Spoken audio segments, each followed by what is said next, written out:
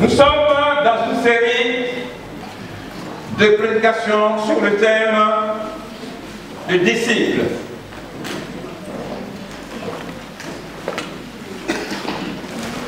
Sur le thème de disciples, Jean 8, versets 30 à 32.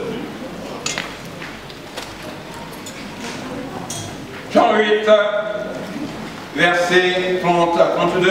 Luc 9, 51 à 56. On ne perd pas les bonnes habitudes. On a l'habitude de nous lever pour lire solennellement la parole du Seigneur. On va se lever et deux personnes volontaires essaient sur les bancs des responsables, deux responsables volontaires vont nous faire la lecture de ces deux textes. Luc chapitre 8, versets 30 à 32. Comme Jésus parlait ainsi, plusieurs crurent en lui. Et il dit aux Juifs qui avaient cru en lui, si vous demeurez dans ma parole, vous êtes vraiment mes disciples. Vous connaîtrez la vérité et la vérité vous affranchira. Amen. Amen. Luc 9, 51 à 56.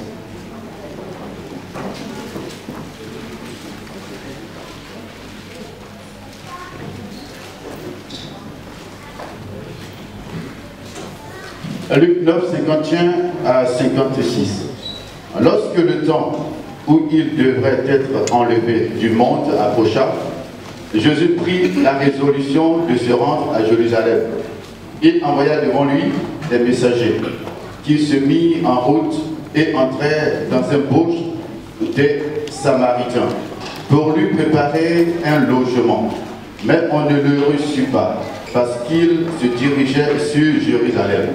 Les disciples, Jacques et Jean, voyant cela, dirent, « Seigneur, veux-tu que nous commandions que le feu descende du ciel et les consume ?»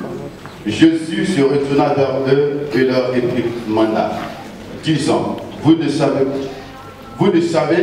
de quel esprit vous êtes animés, car le Fils de l'homme est venu, non pour perdre les âmes des hommes, mais pour les sauver. Et ils allèrent dans un autre bourg. Amen. Seigneur, nous te bénissons pour ces instants, ces quelques minutes que nous avons pour ta parole. Daigne parler à nos cœurs par la puissance, l'autorité, l'action de ton esprit. Agis puissamment, béni sois-tu Père. Amen. Amen. Alléluia. Alors nous sommes sur un thème pour nous encourager à nous approcher davantage du Seigneur, à faire davantage l'œuvre du Seigneur. C'est les conditions à remplir pour devenir des disciples véritables du Seigneur Jésus-Christ. Devenir véritables disciples du Seigneur Jésus-Christ. Nous avons lu un texte dans lequel il est fait mention du déplacement du Seigneur Jésus-Christ à Jérusalem avec ses disciples. C'est une marche vers Jérusalem. Il s'est servi de ce petit voyage pour leur donner un enseignement sur les fondements d'être véritables disciples du Seigneur. Les fondements d'une vie d'un disciple du Seigneur. Et pour dire que si nous voulons un peu imager cette marche, elle est à l'image de notre marche chrétienne vers le ciel, vers la Jérusalem céleste. La marche chrétienne avec ses difficultés, avec ses souffrances, mais aussi avec ses aspirations. Bien-aimé, suivre le Seigneur Jésus-Christ, c'est être son disciple. Devenir son disciple. Et pour devenir le disciple du Seigneur, il y a des conditions à remplir pour devenir le disciple du Seigneur. En effet, nous devons nous mettre cela en idée. Parce que le mot chrétien, c'est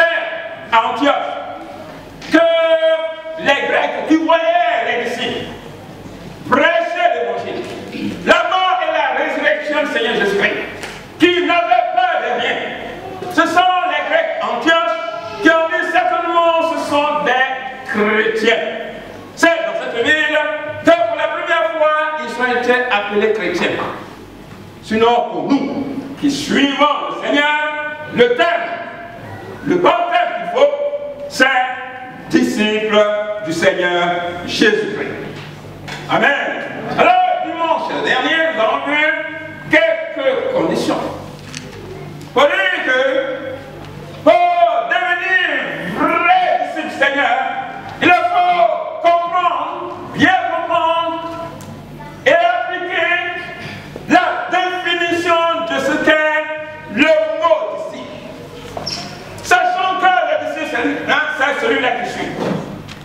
Mais il faut suivre véritablement le Seigneur.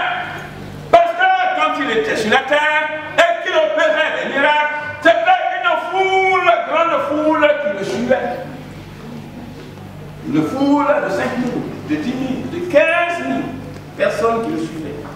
Mais lorsque l'heure de la crucifixion est arrivée, l'heure capitale de souffrance est arrivée, et que le berger a été saisi et frappé, alors derrière lui, il n'y avait plus personne. Les suiveurs se sont dispersés. C'est pourquoi le mot véritable est complet ici. Il ne faut être vrai disciple du Seigneur parce qu'il y a des faux disciples qui suivent le Seigneur et dans les moments difficiles, qui n'ont pas d'énergie, qui n'ont pas de conviction pour poursuivre le chemin avec le Seigneur, mais qui se dispersent. Ce matin, ne soyons pas de ceux-là qui se dispersent. Ne soyons pas de ceux-là quand il y a un problème qui reste à la maison. Ne sommes pas de ceux-là quand il y a une preuve qui ferme leur portable. Sur 2, 3, 4, 5 dimanches, on ne les voit plus. C'est frère, pourquoi on ne te voit plus?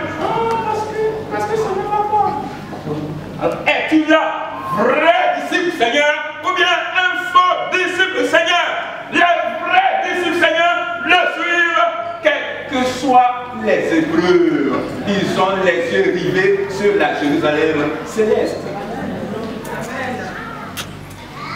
Les faux disciples ont les yeux fixés sur ce que le Maître fait, les miracles que le Maître fait, la capacité que le Maître a de les nourrir par des bénédictions. Et quand il n'a plus de bénédictions, il se disperse. Parce que le Maître a été crucifié, il n'y avait plus de Maître, ils sont partis. Mais les véritables disciples étaient là, à genoux, et attendaient ce qui allait arriver. Et puisqu'ils attendaient ce qui allait arriver, alors le miracle a été fait, et le Maître a été ressuscité de la mort. Il est le Seigneur pour toujours. Amen. Alléluia. Amen. Deuxième condition à remplir. Pour être un véritable disciple Seigneur, nous avons dit qu'il faut avoir Jésus comme sauveur. Que Jésus ait-il fait quelque chose pour toi?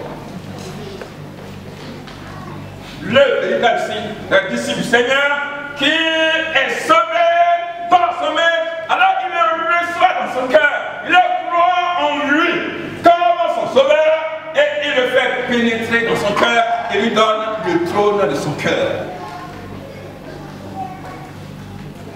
Troisième condition que nous avons vue, c'est que le véritable disciple accepte Jésus comme son Seigneur, le Seigneur de sa vie. S'il a pu faire quelque chose pour toi, il est ton sauveur. En cela, tu le suis. Maintenant qu'il a fait quelque chose pour toi et que tu le suis, il faut le suivre parce qu'il est non seulement ton sauveur, mais qu'il est ton Seigneur. Sachant que le Seigneur, il règne. Sachant que le Seigneur, il domine. Sachant que le Seigneur, il dirige. Sachant que le Seigneur exige la louange, l'adoration, l'inclinaison, la prosternation devant lui, la capitulation de notre être. Oui, je capitule, je mets mon âme au-dessous de ton esprit. Je mets mon esprit au-dessous de ton esprit. Je mets mon cœur au-dessous de ton esprit. Je mets mes volontés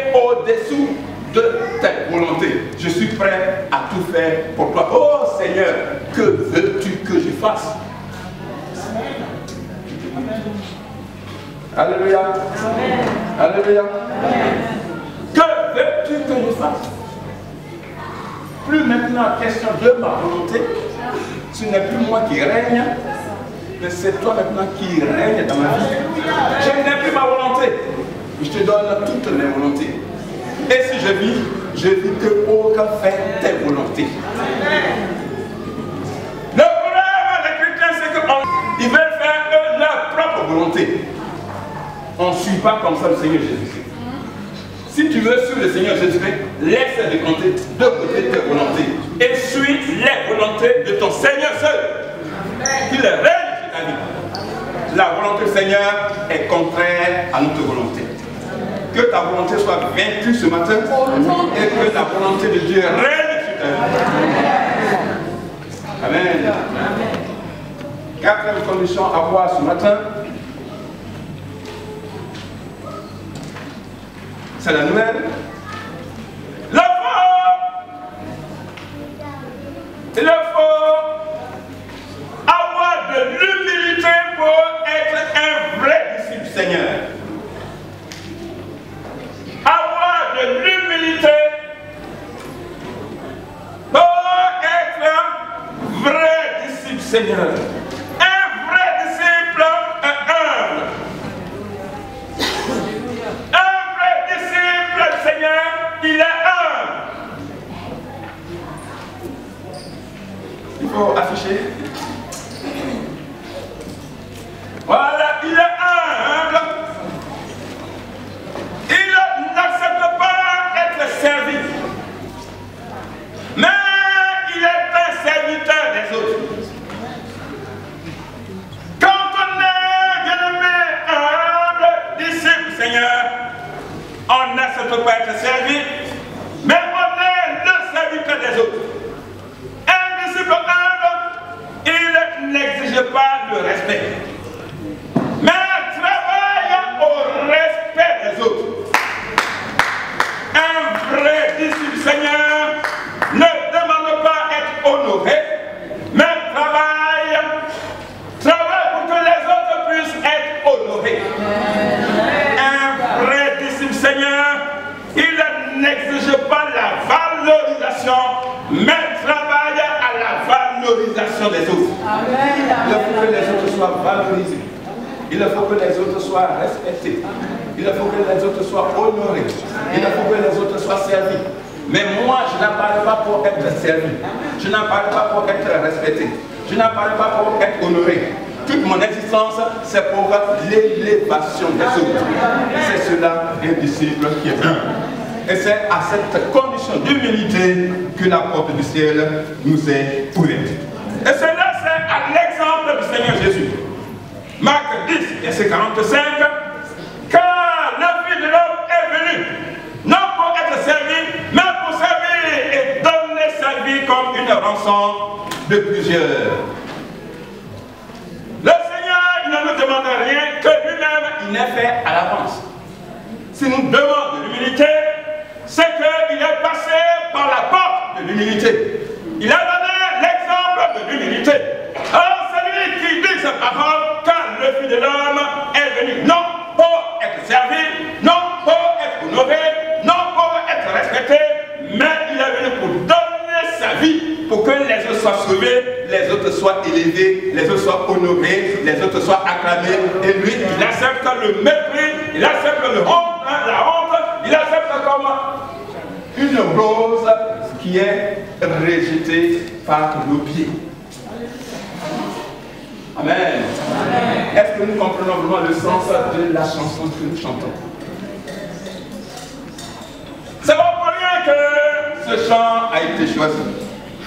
Quand nous disons que l'être crucifié, seul abandonné, tu as souffert, méprisé, rejeté, tel une rose foulée par nos pieds, tu m'as sauvé et tu m'as aimé parce que tu as été foulé aux pieds à cause de moi. Est-ce que nous comprenons le sens de ce chant? Amen. Amen. Alors qu'il est au-dessus des royaumes. alors qu'il est au-dessus des rois, alors qu'il est au-dessus des trônes. Mais pour nous, il a accepté d'être rejeté, méprisé et foulé aux pieds. Amen. C'est la voie par excellence qu'il l'enseigne. La voie par excellence de notre salut. Pour que nous puissions entrer dans les portes du paradis. Jean 13, verset 13 à 14. Vous m'appelez maître et Seigneur, et vous dites bien. En tout cas, je ne vous dirai pas non, de ne pas m'appeler maître et Seigneur, car je le suis. Si donc, je vous ai lavé les pieds, moi le Seigneur et le maître, vous devez aussi vous laver les pieds les uns les autres. Alléluia. La voie de l'humilité. Un disciple est humble, et c'est par son humilité qu'il est sauvé. Moi, votre maître Seigneur, je m'abaisse pour travailler à votre propriété. Moi, le maître Seigneur, je me baisse pour travailler à votre dignité. Moi, le maître et le Seigneur, je m'abaisse pour travailler à votre respect. Moi, le maître et le Seigneur que je suis pour vous, je m'abaisse et travaille à votre élévation. Ce que je vous apprends, c'est que vous puissiez le faire de même les uns pour les autres, que chacun puisse s'abaisser pour que l'autre puisse croître, l'autre puisse s'élever. Parce que c'est ça que moi, Seigneur et Maître, je suis venu faire pour vous. Alléluia. Alléluia. Si on a pris ce principe, si on a compris ce principe, on a atteint le degré de la spiritualité que Dieu nous demande. Si on a compris ce principe, plus de problèmes dans l'assemblée du Seigneur. Et tout fonctionnera comme sur des roulettes. Le problème, c'est que chacun tient à son ego. Et le moi règne. Mais que le moi ne règne pas. Que le moi puisse laisser la place au règne du Seigneur, à l'autorité du Seigneur. Amen. Pour la gloire du Seigneur et non la gloire des hommes. Que l'homme bien-aimé, le mari puisse laver les pieds de son époux. Que l'épouse puisse laver les pieds de son mari. Que les parents puissent laver les pieds des enfants. Ils le font déjà. Mais que les enfants aussi puissent laver les pieds des parents. Que le pasteur puisse laver les pieds des fidèles. Amen.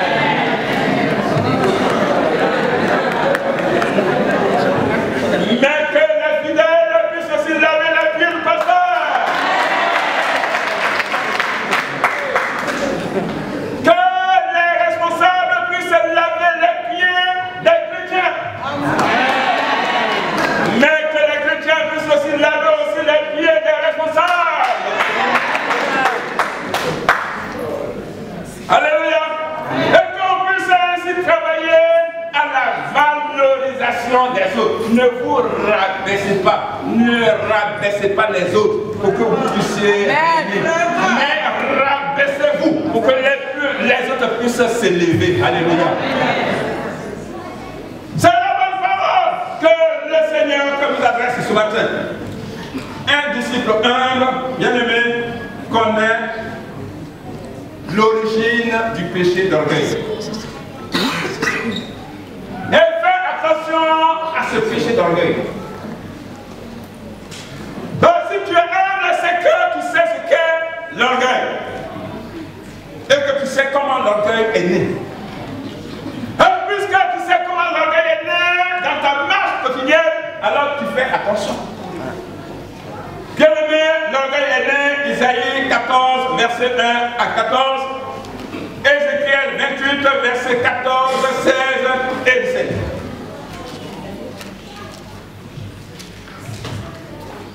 Ça va être affiché.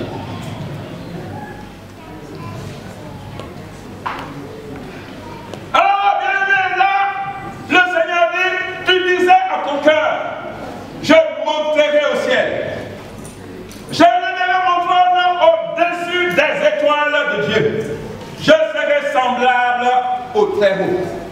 Les questions de l'ange Lucifer, l'archange Lucifer. Le Seigneur lui a donné la grâce d'être son premier ministre dans le ciel. C'est lui, après Dieu, Dieu le Père, Dieu le Père, Dieu le Fils, Dieu le Saint-Esprit, c'est lui. L'honneur, l'élévation, le respect. Enfin, il a dirigé toute l'armée du ciel.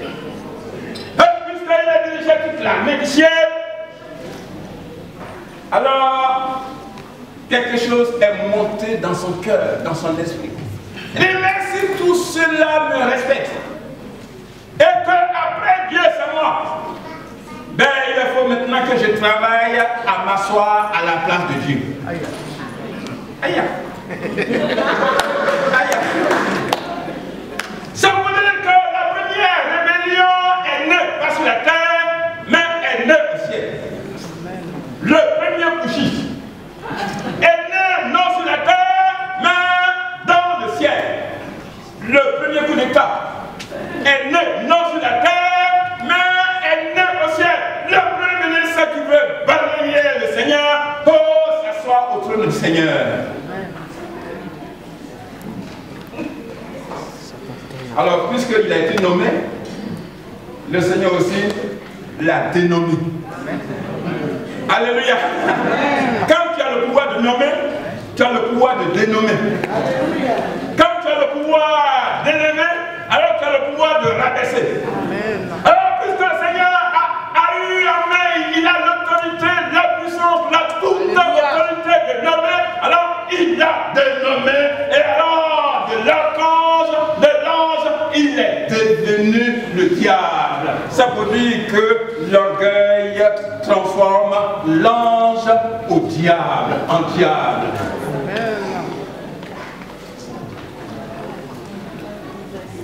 L'orgueil fait un mauvais travail. L'orgueil transforme un ange en diable. L'orgueil transforme un prince en crapaud.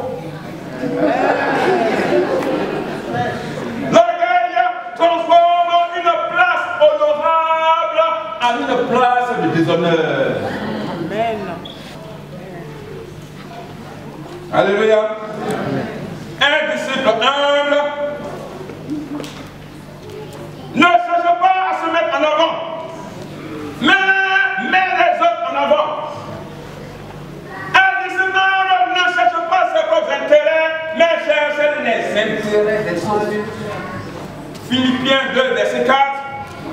Que chacun de vous, au lieu de considérer ses propres intérêts, considère aussi ceux des autres.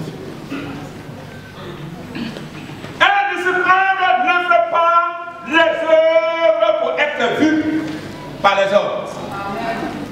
Il ne fait pas l'œuvre du Seigneur pour être remarqué par les autres, pour être adulé par les autres, pour être célébré, acclamé par les autres.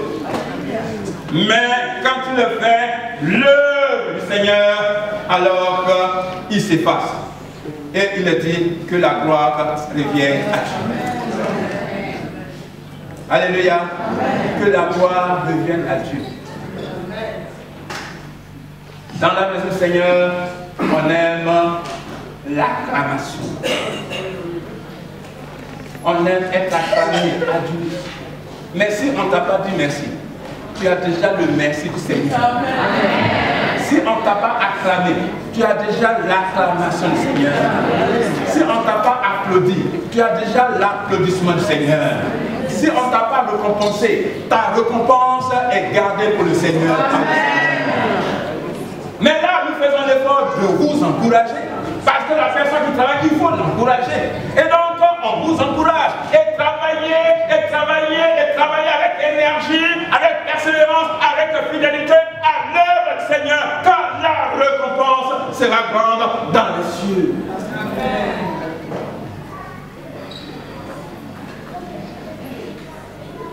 Un disciple du Seigneur qui est humble n'a pas de piété trompe-l'œil. Un véritable disciple du Seigneur qui est humble n'a pas de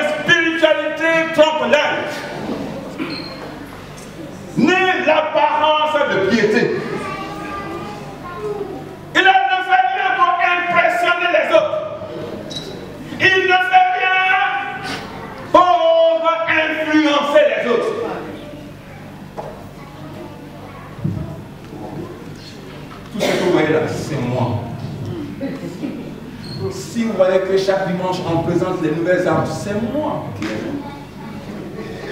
Si vous voyez tout ce qui se fait dans l'assemblée, ça ne peut se faire sans moi. Ça, c'est l'apparence de piété. Ça, c'est l'apparence de piété. Mais, bien-aimé, le Seigneur n'a pas besoin de ton TTS. Amen. Très spirituel. Le Seigneur a besoin que tu t'humilies. Et que, après avoir fait, bien-aimé, tu puisses te cacher. Alors, bien-aimé, il y a des gens qui ont l'apparence de piété. 2 Timothée 3, versets 4 à 5, traite, emporté, enflé d'orgueil, aimant le plaisir plus que Dieu. Aimant le plaisir plus que Dieu, ayant l'apparence de la piété, mais reniant ce qui en fait la force, éloigne-toi de ces gens-là. Ces gens-là, ce sont des gens du dernier temps, et nous sommes dans les derniers temps, et dans les derniers temps, chacun veut montrer aux autres qu'il est spirituel, qu'il influence, mais ce matin, comprends que la piété, comprends que la spiritualité se cache et c'est Dieu qui voit ta spiritualité. Amen. Alléluia. C'est pourquoi l'apôtre conseille à son jeune ministre, Timothée, il dit il y a des gens qui vont faire comme ça, et qui ont fait les choses pour être vus par des hommes, et qui sont enflés d'orgueil. Éloigne-toi de ces gens-là, parce qu'ils portent en eux un virus qu'on appelle virus de l'orgueil. Et ce virus-là fait perdre les gens. Mais toi, tu es jeune ministre, prédicateur, alors que tu vas voir comme ça les gens enflés d'orgueil, alors tu vas dire, faut pas, ils vont me faire perdre. Il faut que je mette la distance. Amen. Il faut que je m'attache au Seigneur. Amen. Il faut que je me cache au Seigneur pour que ce que je fais puisse s'accroître. Alléluia. Un vrai disciple du Seigneur qui est humble connaît la récompense des orgueilleux. Et il fait attention. Parce que chaque péché a une récompense. La récompense de chaque péché est sévère. Luc 2, verset 47, il a dit, ils font l'apparence de longues prières. Ils seront jugés plus sévèrement. Puisqu'ils seront jugés plus sévèrement, parce qu'ils sont scribes, ils sont pharisiens, ils sont hypocrites. Alors, quand on discerne l'hypocrisie, alors on fait attention à ce virus, pour ne pas se laisser gagner par le virus de l'hypocrisie. Et que l'hypocrisie, qui est fille du péché d'orgueil, ne puisse pas gagner nos cœurs, mais qu'il puisse être vaincu. Alléluia. Alors, bien-aimés, voici ce qu'un disciple humble du Seigneur. Et c'est par notre humilité que le Seigneur nous compte comme disciple véritable du Seigneur. Cinquièmement, un vrai disciple du Seigneur a le fardeau des âmes perdues. Et il évangélise pour gagner les âmes du Seigneur. Il comprend qu'une mission a été donnée à l'Église. Et puisqu'une mission a été donnée à l'Église, alors il s'aligne pour accomplir aussi cette mission du Seigneur. Cette mission du Seigneur à l'Église. C'est pourquoi lui-même, il est défini dans Luc 4, verset 16 à 21, sa mission. Il a dit, l'Esprit du Seigneur est sur moi. Parce qu'il m'a envoyé pour annoncer la bonne nouvelle aux pauvres. Il m'a envoyé pour guérir ceux qui ont les cœurs brisés. Il m'a envoyé pour proclamer aux captifs la délivrance et aux aveugles le recouvrement de la vue. Pour envoyer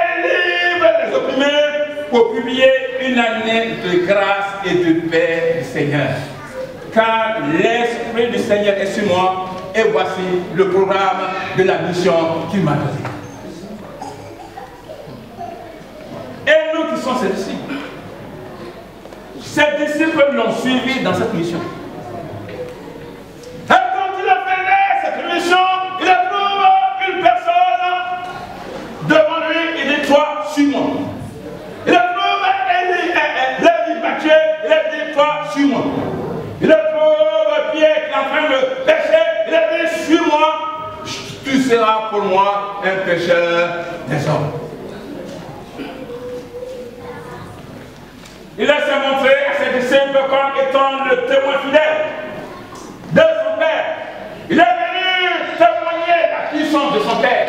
Il est venu témoigner de l'autorité de son Père. Il est venu témoigner de la miséricorde de son Père. Il est venu témoigner de l'amour de son Père. Il est venu témoigner le salut de son Père. Il a travaillé dans ce sens pour que des âmes soient converties et qu'il puisse enrichir le royaume de son Père.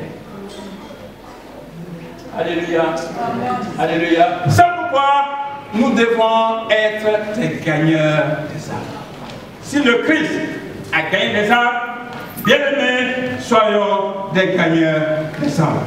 Le Seigneur dit, Apocalypse 1, verset 5, de la part de Jésus-Christ, le témoin fidèle, le premier-né des morts, le prince des rois de la terre, à celui qui nous aime et qui nous a délivrés de nos péchés par son sang, toute la gloire lui revient.